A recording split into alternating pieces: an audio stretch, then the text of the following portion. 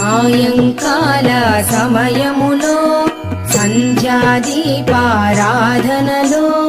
వచ్చును తల్లి మహాలక్ష్మి, వచ్చును తల్లి వరలక్ష్మి.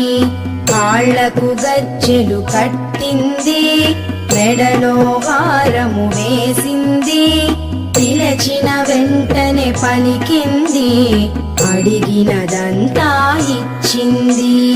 సాయంకాల సమయములో సంధ్యాదీపారాధనలో